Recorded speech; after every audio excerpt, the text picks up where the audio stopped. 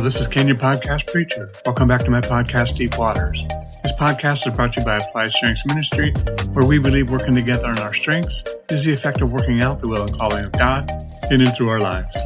The title of this message is Once a Day Vitamins. So, I don't know how these things come to me the way that they do, but I do know that God is a sender. I was thinking about how it is that we have so many things that a Christian can access to aid in our growth. And more than ever, it is so much easier to access via cellphones, tablets, computers, and TVs, just to name a few. If I were so inclined, and I'm not, I could read every version or translation of the Bible from my couch. Even in my day, yes, in my day, if I wanted to try a different translation of the Bible or get another replacement for the current version that somehow became no longer usable, then I would have to clean up, get dressed, get in a car, drive to a Bible-selling store, browse to my heart's content, and purchase the one that I liked. Yes, sometimes this event could take a good part of the day, especially where I lived in Southern California. You planned ahead for everything requiring a drive. Now you can use the YouVersion app or BibleGateway.com or a number of other software or hardware measures. My first time going paperless was in the use of a Franklin handheld Bible. It only had the contents of one Bible. You could not copy and paste or send anything to anybody. All data stayed put within the device. We definitely live in a different world today, one which has eliminated any excuse for being a dead Christian due to doing nothing to help yourself getting to know God. Perhaps this shorty message can help you in such times as these. What are we encouraged to take once a day to improve our health? I have picked up the following list using Google. A multivitamin, vitamin D, omega-3 fatty acids or fish oil, and magnesium.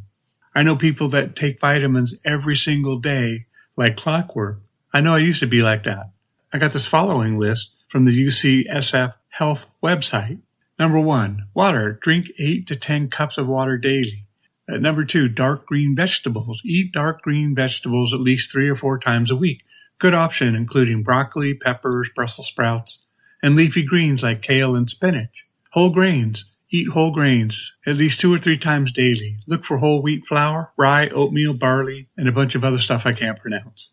A good source of fiber has 3 to 4 grams of fiber per serving. A great source has 5 or more grams of fiber per serving. Number 4, beans and lentils. Try to eat a bean-based meal at least once a week. Fish. Try to eat 2 or 3 servings of fish a week. Berries. Include 2 or 4 servings of fruit in your diet every day. Winter squash, butternut, colored vegetables like sweet potatoes, etc. Soy. 25 grams of soy protein a day is recommended. Flax seed, nuts and seeds.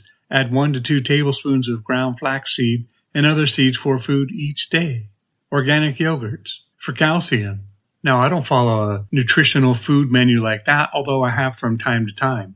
Now, I kind of know what I like, and it's actually pretty healthy, but that's not always the way it's been in my life. So now we can trust this recommendation since it is coming from a popular medical website, right? People live and die for what they believe to be the best nutritional path to take. I know my family and I did. Okay, so not a test that I passed all the time. But hey, I'm doing better these days thanks to God prioritizing my life. No, I didn't stop paying attention to my nutrition, but rather I put Him first, and everything else seemed to line up. Yep, did you notice the transition? And so, but I want to be sure that you understand what I'm not saying. I am not saying that you don't pay attention to the once-a-day recommendations for your natural health. And oh boy, here we go. What I'm saying is that you make God your once-a-day priority. And it is between you and Him as to how the rest of your life will come around to that. But it has been my experience and a huge part of my sanctification journey that it does eventually follow suit. So look, as soon as I heard that I had diabetes, I lost the appetite for sugar and things after eating that turned to sugar, which is a lot of things. But listen, see, I didn't scare into a change of diet. Oh, if fear worked to bring about change consistently and long term, it would be used all the time. Now, I'm talking a change for the better, not in a sort of wartime propaganda sort of way. For example, does a drug user stop using because they had a near-death experience? Or does an alcoholic stop drinking because they might lose their job or family because of it? Do they avoid driving because of the potential of an accident or that they might even kill somebody? Nope. And so I was delivered of whatever was causing me to gobble up sugar, drink alcohol like a fish, and smoke cigars like a steam train heading to Alaska. Chains, I tell you. And no matter how often I thought of the negative side effects to my health, job, or relationships, I couldn't stop. I could not do it. And not only did he do it once, but he did it twice as it relates to drinking. And he has dealt with some of my other addictions as well. So do I think about him once a day in order to get the desired effect? No and yes and no.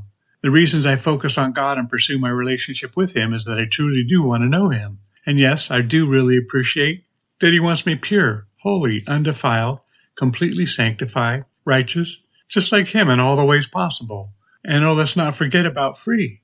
John 8:36. Therefore, if the Son makes you free, you shall be free indeed. When I don't struggle with alcohol anymore, I know that I'm free. I can go into a store, I can go into a bar, not that I care to, and it won't jerk me into the seat. Do you see what I'm saying? Somebody can walk by me who's smoking a cigar, and I don't feel like I got to go ask to borrow one. Same thing with sugar. I can be around sugar all day long now, and it has no effect on me. It's like I never had a problem with it. That didn't come simply because I took a vitamin once a day. That came because I put God first. I made him my daily vitamin every day. Now it's all day long, and even in the night. So reading at least once a day provides greater benefits than taking vitamins once a day, or our meds once a day, or whatever it is that we do other than pursuing God once a day. So the reading of his word, in order to draw near to him, is like drawing near to a black hole in space, if there ever were such a thing, or even if it was possible. You see, the closer you get to God, which in part occurs as you read and apply his word, the stronger the draw is towards him.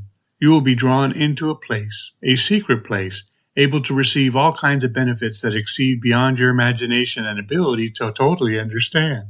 Listen to one small part of these benefits and ask yourself what you are waiting for. Psalm 92. He who dwells in the secret place of the Most High shall abide under the shadow of the Almighty. I will say of the Lord, he is my refuge and my fortress. My God, in him I will trust.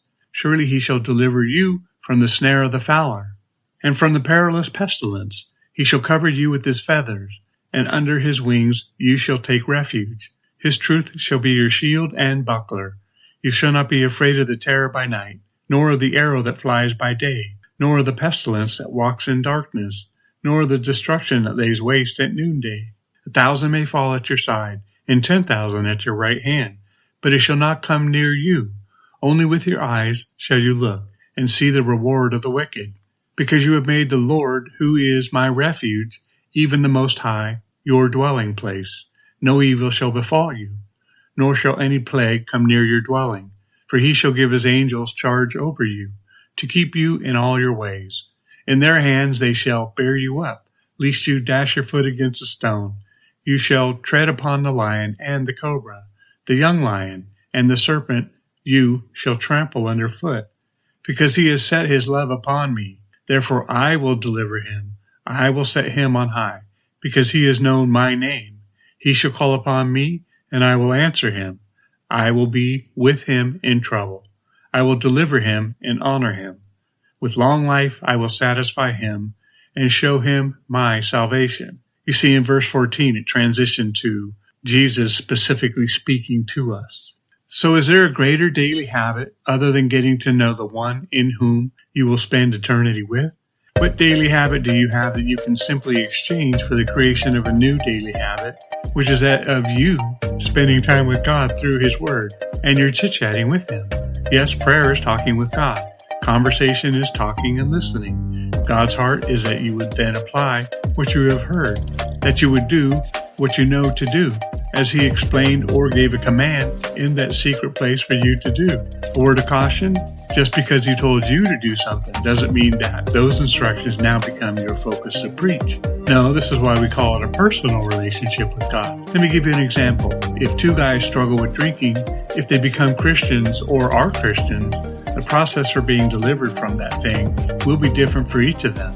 It is not your job, once you get free from drinking, to now push that person into your process. Now, if they are unwilling to stop, then we have changed the equation, and different actions may need to be in place. And yes, they too may be led to freedom in a similar manner. But we are each in our own relationship with God. And so without any expectation, we love one another and only take precautionary measures when the relationship is unhealthy or not godly.